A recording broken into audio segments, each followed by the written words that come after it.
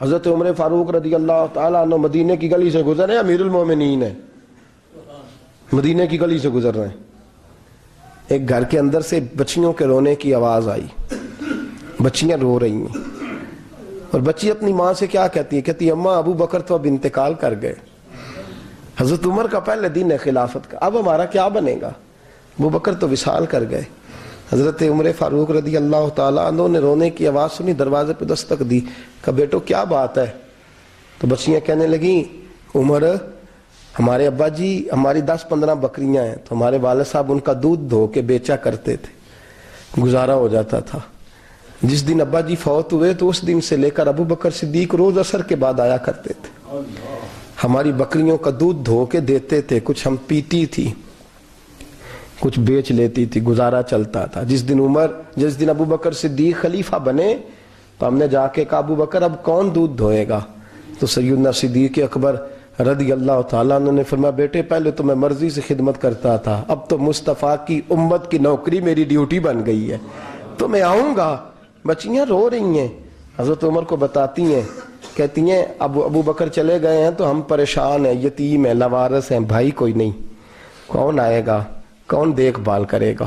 حضرت عمر فاروق گھٹنوں کے بل زمین پہ بیٹھ گئے، ان چھوٹی چھوٹی بچیوں کو سینے سے لگایا، فرمانے لگے میں ابو بکر کا کیا کروں، میرے لیے رستے بڑے مشکل کر گیا ہے، میں اس کے کس بادشاہ وقت ہو کے وہ غریبوں کے گھروں میں آ کے ان کی بکریوں کا دودھ بھی دوتا تھا، امیر المومنین ہو کے یہ رنگ بھی تھا۔ فرمایا بیٹیوں فکر نہ کرنا، جب تک عمر زندہ رہے گا، عمر آتا رہے گا، یہ نوکری کرتا رہے گا۔ کچھ دن بیتے تو حضرت عمر فاروق کو یاد آیا اوہو مدینے میں ایک بوڑھی اماں بھی رہتی ہے جس کا کوئی گھر کا کام کرنے والا نہیں، اور جس بی بی کا کوئی بال بچہ نہیں، اور آنکھوں سے بھی وہ نابینی ہے۔ حضرت ابو بکر صدیق رات کے سناٹے میں جایا کرتے تھے، اس کے گھر میں جھاڑو دیتے تھے، یہ بادشاہ ہے، اس کی فقیری کا رنگ دیکھو، اس کو کنویں سے پانی بھر کے لا کے دیتے تھے۔ اور یہ لفظ آپ سنیں گے تو حیران ہو جائیں گے، اس بوڑھی اماں کے لیے نا ایک کونے میں گھر میں دور بار شیر میں ایک جگہ کھود دی تھی جہاں وہ بی بی پخانہ اور پیشاب کرتی تھی۔ امیر المومنین حضرت ابو بکر صدیق رات کو جاتے تھے اور اس کا وہ پخانہ وہاں سے اٹھا کے باہر پھینک کے آیا کرتے تھے۔ اس عورت نے پیغام بھیجا کہ عمر سے کہو میری بھی ڈیوٹیاں تو نہیں سر انجام دینی ہیں۔ عمر فاروق ساری رات کام کرتے، سناٹا گہرا ہوتا تو جھاڑو دبایا ہے بغل میں، اور عمر فاروق نکلے ہوئے اس بی بی کے گھر میں جھاڑو دیا جا رہا ہے۔ حضرت انس بن مالک فرماتے ہیں میں نے آخری عمر میں بھی اس بوڑھے عمر کو دیکھا ہے، اس بڑھاپے میں بھی میں نے اس شخص کو دیکھا ہے کہ جب وجود کمزور ہو گیا، داڑھی سفید ہو گئی، لیکن پھر بھی اس کا انداز نہیں بدلا، اس نے ساری زندگی بادشاہی میں فقیری کر کے گزار دی، یہ پھر بھی کسی کے گھر میں جھاڑو دیتا ہے، کسی کی بکریوں کا دودھ دھوتا ہے، یہ کسی غریب میرے دوست یہ۔ اور جب سیدنا فاروق اعظم رضی اللہ تعالیٰ عنہ خطبہ دینے بیٹھتے ہیں تو کپڑے پھٹے ہیں، پیبند لگے ہیں، مزاج سادہ ہے، بڑا مال آیا ہے، بڑا مال، لیکن تقسیم کر دیا، اور یہی انداز آگے اپنے گورنروں کو دیا۔ حضرت سعید بن عامر رضی اللہ تعالیٰ عنہ آپ کے گورنر ہیں، حمص کے گورنر ہیں۔ جب لسٹ آئی نا غریبوں کی، حضرت عمر نے کہا کہ حمص کے جتنے غریب لوگ ہیں ان کی لسٹ بنا کے بھیجو، ان کو چندہ لگانا ہے۔ تو 17ویں 18ویں نمبر پر حضرت سعید بن عامر کا نام بھی آ گیا، گورنر صاحب کا۔ تو حضرت عمر نے سوچا شاید کوئی اور سعید بن عامر ہے، فرمانے لگے یہ کون ہے؟ جس کی ڈیوٹی لگائی تھی اس سے کہنے لگے یہ سعید کون ہے؟ تو کہا حضرت جی ہمارے صوبے کا گورنر۔ تو فرمایا اس کی لسٹ فقیروں میں؟ فرمانے لگے پتہ نہیں آپ نے کیا رنگ بھر کے بھیجا ہے، مہینہ مہینہ یہ شخص درختوں کے پتے کھا کے گزارا کر دیتا۔ یہ میں فرشتوں کی کہانیاں نہیں سنا رہا آپ کو، میں آپ کو جنات کی یا عالم بالا کی باتیں نہیں، اس دھرتی پہ بسنے والے، اس دھرتی پہ وقت گزارنے والے میرے رسول پاک کے تیار کردہ ہیرو کی باتیں عرض کر رہا ہوں۔ حضرت عمر گئے ایک دفعہ، کہا مجھے بتاؤ تمہارا گورنر کیسا ہے؟ تو حمص کے لوگ کہنے لگے ہمیں اپنے گورنر سے 4 شکایتیں۔ کون کون سی؟ کہا پہلی بات تو یہ ہے کہ گورنر صاحب کو چاہیے فجر کے وقت آئیں، یہ سورج نکل آتا ہے تو باہر آتے ہیں گھر سے، سورج نکل آتا ہے تو آپ کہہ کے تو دیکھیں کسی معمولی سرکاری ملازم سے بھی۔ پھر آپ دیکھیے آپ کا کیا بنتا ہے. کہا یہ سورج نکلتے وقت آتے ہیں. دوسری شکایت یہ ہے کہ دن کو ملتے ہیں رات کو نہیں ملتے. تیسری شکایت یہ ہے کہ مہینے میں ایک دن ملتے ہی نہیں گورنر صاحب. چوتھی شکایت ہے کہ روتے ہیں کبھی کبھی, اتنا روتے ہیں کہ بے ہوش ہو جاتے ہیں.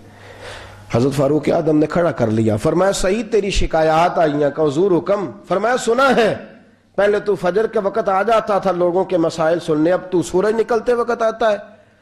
کہا حضور بیوی بیمار ہو گئی ہے اور گھر میں نوکر تو ہے کوئی نہیں, تو میں سویرے اٹھتا ہوں تو پہلے ناشتہ بناتا ہوں, بچوں کو کھلاتا ہوں. اس عورت نے 35 سال میرے ساتھ وفا کی ہے, اب چارپائی پہ ہے تو میں اس کے منہ میں لقمے ڈالتا ہوں. کہا اسے کھانا کھلا کے جب وہ دعا دیتی ہے تو پھر نکلتا ہوں. تو کہا سنا ہے تو ہفتے میں ایک دن ملتا ہی نہیں مہینے میں.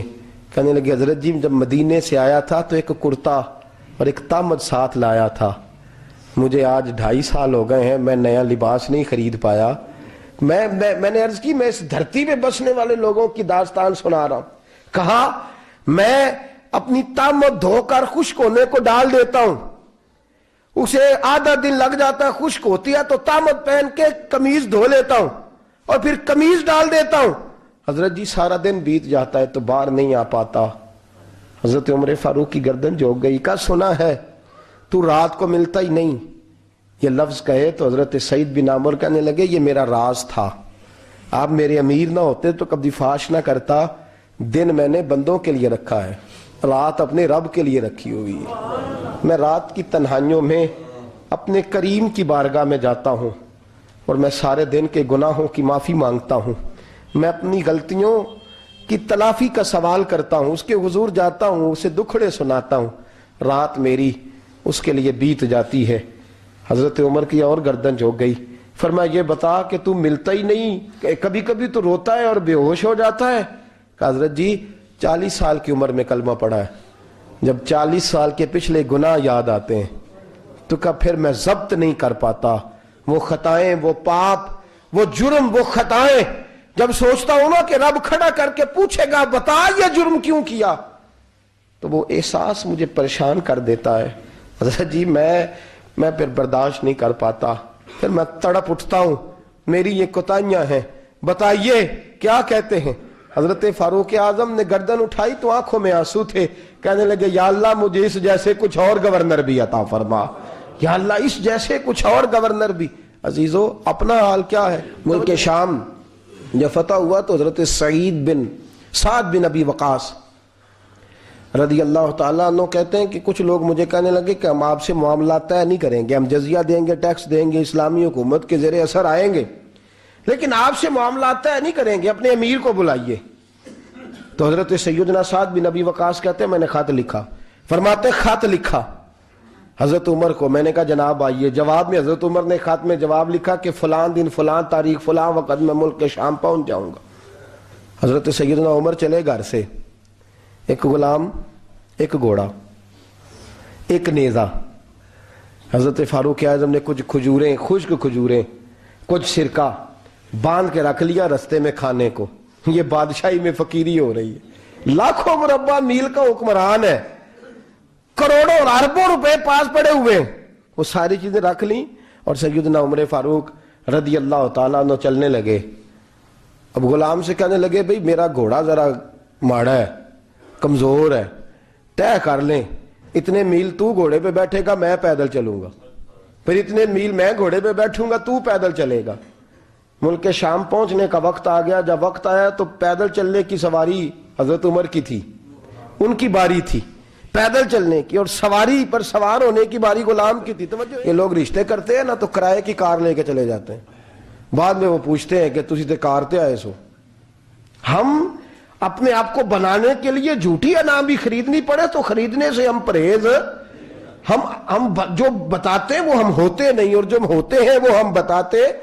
حضرت سیدنا عمر فاروق رضی اللہ تعالیٰ عنہ سواری پہ غلام ہے, خود پیدل ہے, اور حال کیا ہے, بارش ہوئی تھی تو کچھ پانی کھڑا تھا, چھوٹے چھوٹے جوہڑوں میں چھوٹے چھوٹے تالاب بنے ہوئے تھے, پانی کھڑا تھا.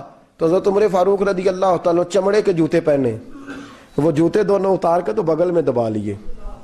حضرت سعد بن ابی وقاص فرماتے ہیں اسی بغل میں نیزہ رکھ لیا اور تامت تھوڑا اونچا کر لیا کہ پانی سے چلنا ہے. اور غلام کو گھوڑے پہ بٹھایا ہے اور گھوڑے کی لگام پکڑی ہے تو یوں پیچھے رکھی ہوئی ہے، اور حضرت سیدنا فاروق اعظم رضی اللہ تعالیٰ عنہ آ رہے ہیں۔ غلام کہنے لگا حضور لوگ دیکھ رہے ہیں، مہربانی کریں بیٹھ جائیں۔ فرمانے لگے نہیں، باری تیری ہے، تو ہی بیٹھے گا۔ اس نے کہا حضور نہیں، وہ تو ٹھیک ہے، کوئی باری فرض تو نہیں نہ ہو گئی، آپ مہربانی کریں آپ آ جائیں، ذرا لوگ آ رہے ہیں۔ فرمایا تمہیں کہا نا، غلام کہتا میں نے تیسری دفعہ کہا تو حضرت عمر نے جلال سے دیکھا، اور جناب عمر کا جلال تو زمین کانپنے لگ جاتی تھی۔ کہتے ہیں کہا حضور آپ آ جائیں، تو کہتے تجھے کہا ہے نا چپ کر کے بیٹھا رہے، کہتے ہیں میں گھوڑے پہ ہی کانپنے لگا۔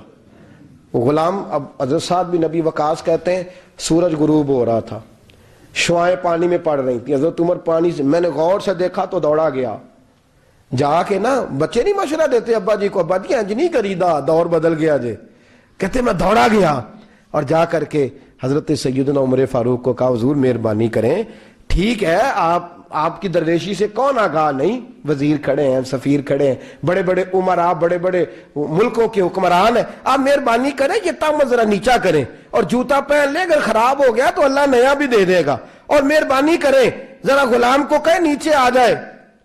حضرت عمر کہنے لگے تمہیں کیا تکلیف ہے؟ کہا حضرت جی وہ وزیر مشیر کھڑے ہیں، یہودی ہیں، عیسائی ہیں، نجرانی ہیں، وہ بڑے بڑے مذاہب کے اور بڑے بڑے ملکوں کے ہیں، آپ کا بڑا نام سنا ہے۔ حضرت سیدنا سعد بن ابی وقاص فرماتے ہیں میرے ساتھ اتنا ترش رویہ حضرت عمر کا پہلے کبھی نہیں ہوا، کہتے ہیں ماتھے پہ شکن آیا اور کہنے لگے تجھے تیری مار ہوئے، ان 4 لوگوں کے لیے میں اپنے نبی کا طریقہ چھوڑ دوں، ان 4 دنیا داروں کے لیے نبی پاک کا طریقہ چھوڑ دوں؟ فرمانے لگے سر سے پگڑی اتاری حضرت عمر نے جلال میں، فرمانے لگے میرے سر پہ جو بال ہے نا یہ مجھے کسی دنیا دار نے نہیں دیے، یہ ساری عزتیں مجھے آمنہ کے لال نے عطا فرمائی ہے، اور میں ان محبوب کا طریقہ ان 4 لوگوں کی خاطر چھوڑ دوں؟ فرمایا قرآن کہتا ہے ان اللہ یأمر بالعدل والاحسان، جب میں نے خود عدل کا تقاضا یہ رکھا ہے کہ کبھی وہ بیٹھے گا کبھی میں بیٹھوں گا، باری یوز کیا تو میں کیسے بیٹھ جاؤں؟ حضرت سعد بن ابی وقاص فرماتے ہیں اسی درویشی میں سلام اس پر کہ جس نے بادشاہی میں فقیری کی، کہتے ہیں اسی درویشی میں حضرت عمر پہنچے تو جو پہلے ڈرا کرتے تھے جب حضرت عمر آئے تو انہیں کامتے بھی دیکھا، روب اور بڑھ گیا، ان کے دلوں کے اندر حضرت عمر کا دبدبا اور بڑھ گیا، اور میرے کانوں میں کہنے لگے سعد پہلے سنا تھا لیکن دنیا سچی کہتی ہے